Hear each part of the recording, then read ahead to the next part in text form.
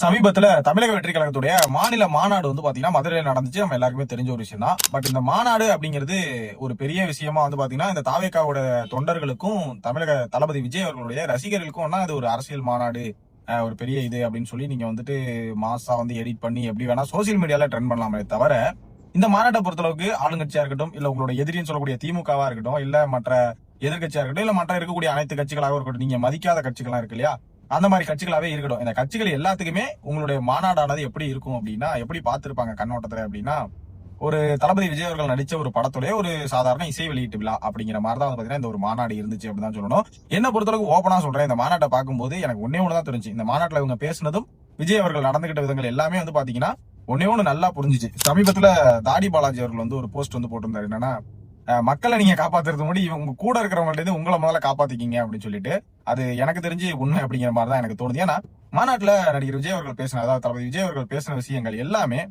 எனக்கு ஒரே ஒரு விஷயத்த, தளபதி விஜய் அவர்கள் நடித்த படத்துல உள்ள ஒரு விஷயத்த ஞாபகப்படுத்துச்சு. என்னன்னா, நண்பன் படத்துல அந்த ஒரு கேரக்டருக்காக இவங்க விஜய் அவர் எல்லாம் போய் ஒரு டைலாக் ஸ்கிரிப்டை மாத்தி எழுதி விட்டு ஒரு மாதிரி கொலாப்ஸ் பண்ணுவாங்க பாத்தீங்களா, அந்த மாதிரி ஒத்த ஸ்கிரிப்ட்ல மொத்தத்தையும் முடிச்சு விட்டாரு நம்ம அண்ணன் ராதவர்ஜனா அப்படிங்கிறதா. இவர் எங்க இருந்து இங்க வந்தாருங்கிறது தெரியும். சோ கொஞ்சம் தாடி பாலாஜன சொன்ன மாதிரி நிதானமா எல்லாம் வந்து பாத்தீங்கன்னா படிச்சதை அப்படியே மனப்பாடம் பண்ணி ஒப்பிச்சுட்டு, இல்ல படிச்சுட்டு அப்படியே மைக்கில் நின்று மேடையில் என்ன அதை படிச்சு பேசிட்டு போயிருவோம் அப்படிங்கிறத பேசாம அடுத்த முறை எது நடந்துச்சுன்னா கொஞ்சம் கல ஆராய்ச்சியில இருக்கணும். கொஞ்சம் அந்த இடம் ஒரு மாநாடோ இல்ல ஏதோ ஒண்ணுக்கு போறோம் அப்படின்னா அந்த இடத்துல என்ன இருக்கு, ஒரு பிரஸ் வந்தா என்ன பதில் சொல்றது, என்ன தெரிஞ்சுக்கணும். மெயினா சொல்றேன், இதை ஏன் இவ்வளவு தெளிவா சொல்றேன்னா, சின்ன விஷயங்க நீங்க பாத்துருக்கீங்க, மோஸ்ட்லி ட்ரெண்ட் ஆச்சு.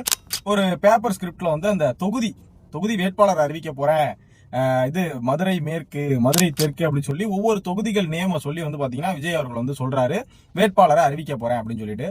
சோ அப்படி சொல்லும் போது அந்த இதை கூட வந்து பாத்தீங்கன்னா ஸ்கிரிப்ட்ல நான் பெருசா வந்து பாத்தீங்கன்னா எழுதி வச்சிருக்காரு. இல்ல நான் தெரியாம தான் கேக்குறேன், சாதாரணமா மதுரைக்கு போறோம், ஒரு 5 தொகுதி பேரை கூட உங்களால மனசுல வச்சுக்க முடியாது. அந்த விஜய்ங்கிறது மேட்டர் இல்ல, அந்த 5 தொகுதி பேரை மைண்ட்ல வச்சுக்க முடியாம நீங்க ஒரு அரசியல் பண்ணீங்க அப்படின்னா அது எப்படிப்பட்ட அரசியலா இருக்கும் அப்படிங்கிறது எனக்கு ஒரு பெரிய கேள்வியா இருக்கு. இதுக்கு நீங்க பதில் சொல்லி ஆகணும்.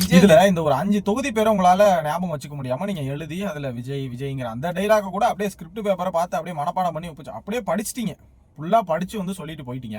சோ இது ஒரு பக்கம் இருக்கட்டும். என்னோட கேள்வி ஒண்ணே ஒண்ணு, இந்த மாநாட்டை எவ்வளவு அழகா யூஸ் பண்ணிருக்கலாம் தெரியுமா? எதுவுமே தெரியாத ஒருத்தர் கொடுத்தா கூட இதே பேசலாம்னு சொல்லி அழகா எடுத்து கொடுத்துருப்பாங்க. ஒன்னுத்துக்கு உருப்படாம ஏதோ ஏபிசி ஜூஸ் அடிச்ச மாதிரி, ஆப்பிள் கேரட் இது பீட்ரூட் போட்டு அடிச்ச மாதிரி, ஜெயலலிதா அம்மாவோட செய்வீர்களா, சீமானனுடைய கதை, இது மாதிரி ஒவ்வொருத்தவங்களோட இதையும் அள்ளி உள்ள போட்டு மிக்சியில போட்டு அடிச்ச மாதிரி ஒரு மிக்சிங்ல ஒரு ஸ்கிரிப்டை எடுத்து கொடுத்தோன்னே அதை நீங்க வந்து என்ன பண்ணிட்டீங்க, படப்படன்னு வாந்தி எடுத்து தள்ளிட்டு போயிட்டீங்க. கொஞ்சம் ஒரு 2 நாளைக்கு முன்னாடி உட்காந்து அந்த தொகுதி என்னென்ன இருக்கு, அங்க என்னென்ன பிரச்சனைகள் இருக்கு, எதை பேசினா நல்லா இருக்கும் அப்படின்னு சொல்லி பேசியிருக்கலாம். சரிங்களா, ஏதோ ஒரு 4 பாயிண்ட் அவர் எழுதி கொடுத்திருக்காரு. ஆனா திருப்பி தமிழக வெற்றி கழக தொண்டர்கள் சொல்ற நல்லா புரிஞ்சுக்கோங்க. நீங்க உண்மையான விஜய் ரசிகர்களா இருந்தீங்கன்னா கொஞ்சம் யோசிச்சு பாருங்க, உண்மையிலே உங்க கூட இருக்கிறவங்க நீங்க வளரணும்னு பண்றாங்களா, இல்ல இவன் தனியா யோசிச்சா வளர்ந்துருவான் அதனால இவனுக்குள்ள ஒரு ஆளை அனுப்பி விட்டு வேலையை பார்த்து விடுன்னு பண்றாங்களா, நல்லா யோசிச்சு இந்த விஷயத்த வந்து முடிவெடுங்க. இன்னும் ஒரு விஷயம் நான் கடைசியா சொல்லிக்கிறேன், இந்த மாநாட்டில் பேசுறதுக்கு நிறைய விஷயங்கள் இருந்துச்சு. தூய்மை பணியாளர்களுக்காக பேசியிருக்கலாம், இல்லைன்னா ஏதோ இந்த கவின் ஆணவ கொலை இந்த மாதிரி ஏதாவது ஒரு விஷயத்தை பத்தி பேசிருக்கலாம். சரி, இது எல்லாத்தையுமே விட்டுருங்க. நான் கேட்கறது ஒன்னே ஒண்ணுதான், 20 லட்ச ரூபா காருக்கு 20 லட்ச ரூபா கொடுத்தீங்க, கொடிகம்பம் உளுந்து, அதில் செத்து போனவனுக்கு என்னையா கொடுத்துருக்கீங்க அப்படின்னு வந்து பாத்தீங்கன்னா எனக்கு இது வரைக்கும் அந்த அளவுக்கு எந்த ஒரு நியூஸ் வந்து வரல. அப்படி எது இருந்துச்சு, ஏதாவது கொடுத்துருக்காங்க, இல்ல வெளியே தெரியாம பண்ணியிருக்காங்கிற மாதிரி எது இருந்துச்சுன்னா எனக்கு கொஞ்சம் போட்டு விடுங்க, நான் பார்த்து தெரிஞ்சுக்கிறேன் கமெண்ட்ல.